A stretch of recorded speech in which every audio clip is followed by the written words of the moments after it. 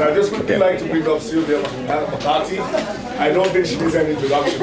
So if you're a research manager, you know Sylvia. So welcome, Sylvia. Over to you. Thank you very much. All right. And welcome, everybody. Just before we start, this is a shortened version of a lovely longer, not very long, workshop that myself and Sean are working on, that we're adapting every week at this stage, leading up to Framework 10. So keep an eye out for that. And it is connected to a dedicated website. So I won't have any links or too much detail on expert groups or meetings and things like that today. But the workshop has all that information. So for any of you who haven't met me before, I'm Sylvia McCarthy. I'm Hyperion's EU Policy Analyst, and I don't work on research. From my point of view, your researchers are fantastic, their science is excellent. I'm making the connection between their research and the policy making process. And in this case, I'm looking at the lead up to Framework 10. What can you be doing now? What can your researchers be doing now? What can your directors? What can you go back to your directors and say, you need to do this, this and this in the lead up to Framework 10? So don't worry, as I say, if you can't squeeze it. Now, first of all, we're going to look at where we are in the process, how Framework 10 is going to be prepared, what's happening from 2024 onwards, then participating in the decision-making process. If you were here last year, it was all about lobbying. It was all about the hypothetical situation we were in leading into Framework 10, but it's much more concrete now as we go along. And then the role of the Research Support Office. What can you do? When you leave this room, when you leave this conference, what can you do when you get back to work? So first of all, let's have a little look back. Anyone who attended Sean's course this morning, or Sean's presentation this morning, you saw 40 years of framework programs. I'm just looking back in terms of numbers. What does it look like? So Framework 7, we had 17 billion euro, 16,000 projects. Then we went on to Horizon 2020, 50 billion, and 35,000 projects. Horizon 2020, 95.5 billion, the biggest by far. It's supposed to fund 40,000 projects, but only halfway through, and there's 25,000 projects already being funded by April 2024. So just based on those statistics, the next framework program, Framework 10, whatever it's going to be called, is going to be big. Whether it's going to be the same, whether it's going to be even more, that remains to be seen, but what can we do to make sure of that? Now, the formal process, for anyone who doesn't understand what happens at a European level, Horizon Europe is the perfect example, the preparation for Framework 10 is the perfect example of how these things develop on a European level. The formal preparation will start really in 2025, because that's when we'll see the proposal for Framework 10. I'll give Sean a call someday and I'll say, it's up, it's ready, they've proposed it. That'll be from the Commission, expected mid-2025, and it will then be referred to the Council of the European Union. The ministers from the member states will be discussing this proposal, and the European Parliament, from the E-Trade Committee, the Committee on Industry, Research and Energy, up to the full European Parliament will discuss the text of this proposal. Once they agree on it, it will be then adopted. So what do they need to adopt? The big picture issue is, of course, the budget. Everyone is going to care about how much money is going into into Framework 10. Then it'll be broken down a little more. You'll have the structure, the distribution of that budget, how much is going to be ERC, how much to Marie Curie, how much to top-down pillars, how much to the bottom-up pillars. Is there going to be a new mission or more than one new mission? What kind of synergies are we looking at between Horizon Europe and the other funding programs of the EU? Those are all to be agreed upon once that's been adopted. So that's the process: proposal, agreement, and preparation. So where do we come in? Where do our expert groups come in? That formal input has already started. This time last year we saw the results. We were just coming down from the results of the open consultation. So over 2,780 submissions, EARMA submitted. I'm sure many of your universities submitted their own position papers to the Commission. That was a nice starting point, reviewing Horizon 2020 and reviewing Horizon Europe to date. It was all about the expectations that everybody had, and it was a good message to get across to the Commission, and it was also the Commission showing this acknowledgement of co-decision, that they were depending on the input from all of the stakeholders going into the process. And really, that was one. There are a number of starting points, but from 2024 onwards, we're really seeing the publication of these different reports, the outcomes of these different expert groups coming about. So earlier in January this year, we had the Horizon 2020 ex post evaluation.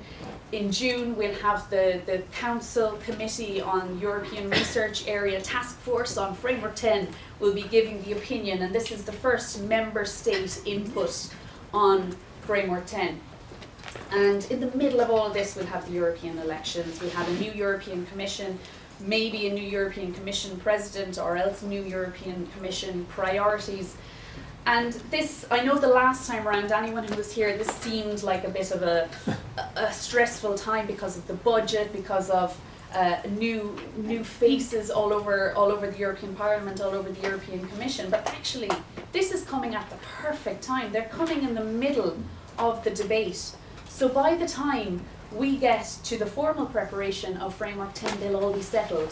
They'll know where their offices are, they'll know what committees they're on, they'll understand the process, they'll understand their portfolios, and they'll be able to take in the information that's coming from the different expert groups. This is the independent expert group.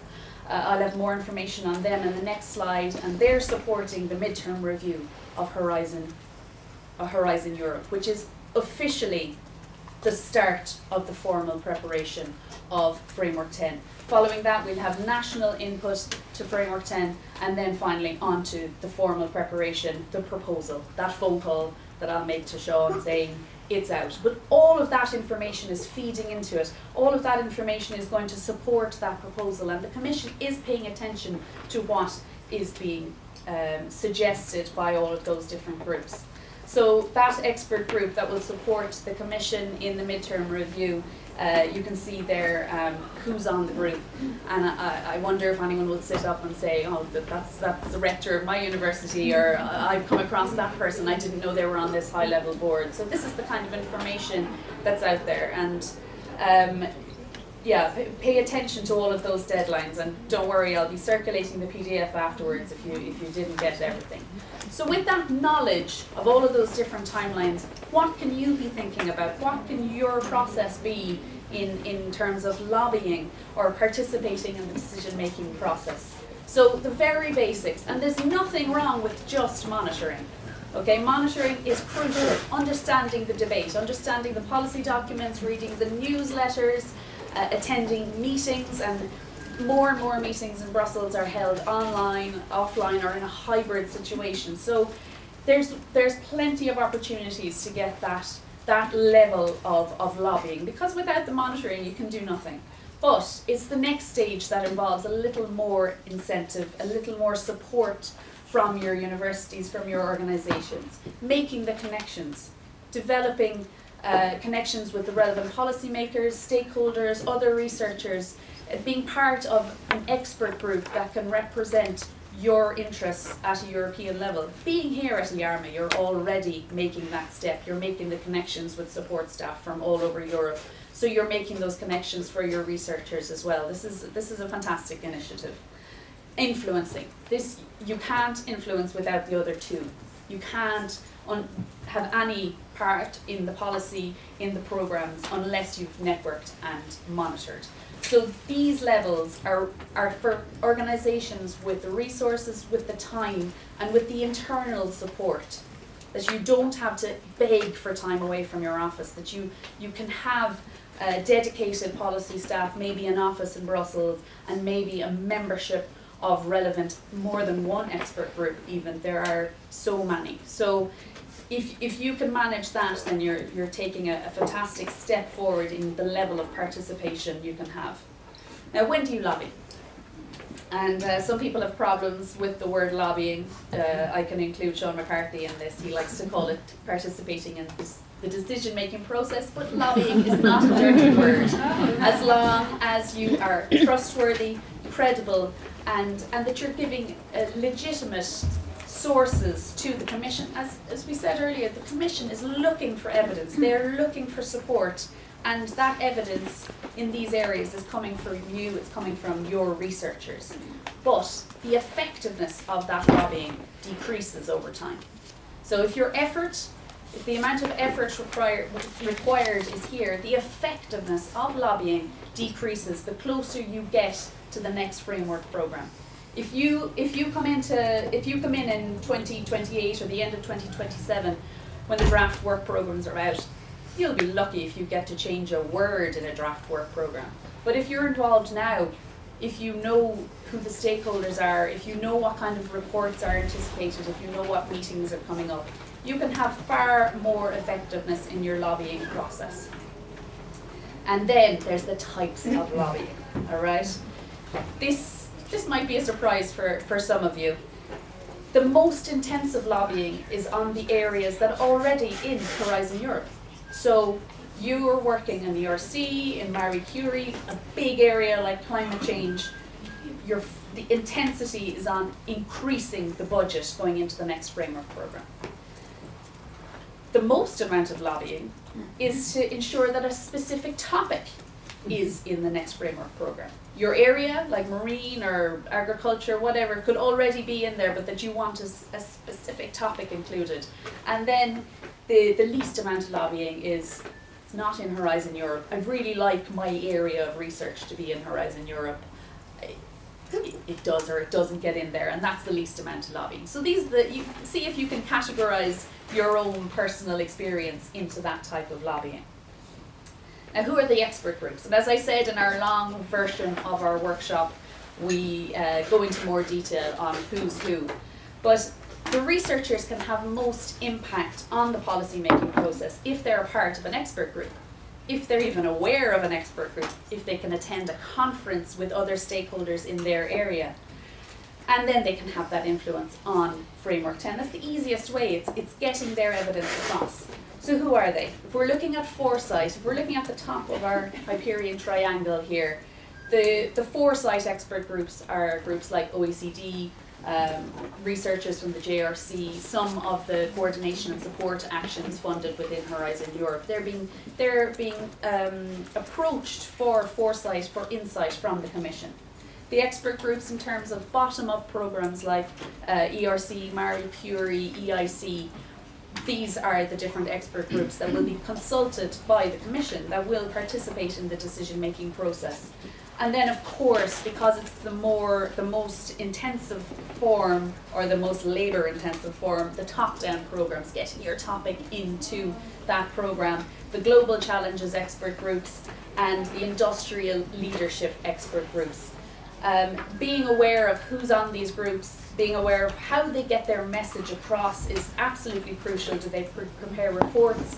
Do they prepare a roadmap or an SRIA, a Strategic Research and Innovation Agenda? The Commission loves these. That's why you're seeing them all over the place now, leading up to the new framework programme, leading up to the new European partnerships. So an insight into those expert groups and being involved in them is excellent. Unfortunately, I'm sure lots of you know this is what the researcher sees. They come into your office, they say, there's this topic, the Commission wants to give me money, how do I do? So you know that it's much more than that. But unfortunately, we're educating them on why you need to do your job. And that leads us on to the role of the support office leading into Framework 10. What do you need to convince everybody about? Now, as I said, those with limited resources there's still work to be done, there's still monitoring to be done. Don't worry about it, Nicholas, actually, it's kind of a relief when the light is done. But those with resources, with support, with personnel, with funding, can do so much more. They can provide inputs from their organisation to the various open consultations from the European Commission. They can encourage their directors to attend conferences, to provide national input on Framework 10. They can encourage their researchers to get involved in an expert group to create SRIAs, to get involved in a coordination and support action even now. They can be involved in relevant research associations, get their name out there, get involved in conferences. This can all be done now. This is all part of the process. And they can also prepare submissions on a national level, on a European level for the COREPER, which is the body supporting the Council of the European Union, to the advisors of the MEPs on the ITRE committee in the European Parliament. There's always ways into the process. But that requires these extra resources, extra funding, and the support from your organisation. And then when we get to the actual Framework 10, the kick-off of Framework 10, your job changes slightly because you'll be training those research support staff on how to deal with this new framework programme and preparing the researchers for a new situation. But you'll have so much information already based on the preparation of Framework 10 that hopefully at that stage it should just be second nature. Now, just the last couple of things to bear in mind going into Framework 10 is that every work programme is developed in 2 or 3 years beforehand. So the first work programmes of Framework 10 will be taking into account what has happened during the preparation of Framework 10. So whatever happens from now on really is going to shape the first work programmes of Framework 10. And that will continue with the next work programme. It'll be based on the start of Framework 10. So always be aware of what's happening now and how it will shape future framework programmes. What are the priorities? What are the issues happening outside in the world? Because that is sure to shape those work programmes. And then finally, the importance of Call 7 in Horizon Europe. There was a call at the very end of Horizon 2020. It was all about the European Green Deal. And I have seen repercussions of that throughout Horizon Europe. They're still happening. There's still connections between that call and the start of Horizon Europe. So this Call 7 is the test bed for Framework 10. It's never too late to get involved in Horizon Europe. You're only going to be preparing yourself more for Framework 10. You're learning more every day. So never stop and say, now we'll focus on the next one. Now is preparing for Framework 10. And when you contact me and ask me for the PDF, I'll be more than happy to send it to you. And I hope that you'll print out this particular slide, stick it on your door, post it in your director's post box, hand it out to all your researchers, because why bother?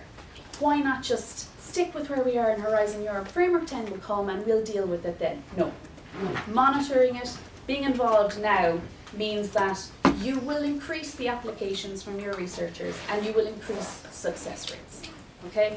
Because understanding this aspect, the policy making process, you're understanding the priorities for the next 4 years that will be set this year. The Commission will be coming out and saying, these are our priorities for the next period, and that will shape the next framework programme, and that way you will understand the evaluation criteria for the future. Understanding how the Commission prepares those work programmes means that you'll understand the specific policies for the topics that haven't even been written yet, and this is mainly for the top-down programmes like the current Pillar 2.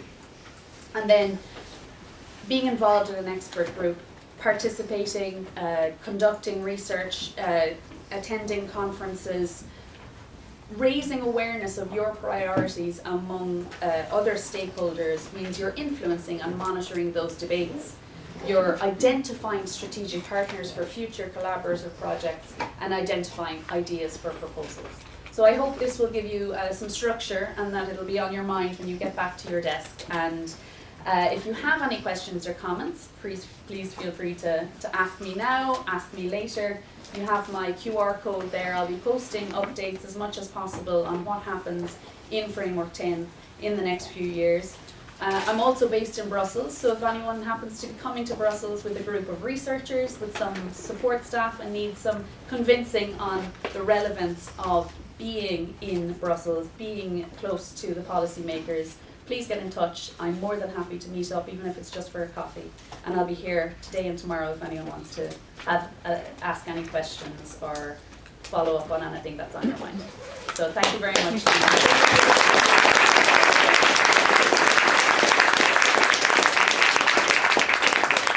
Thank you, Sylvia. That was very informative. We'll take questions now if you don't mind. So, do you have any Anyone wants to open questions? the door? Open the door as well.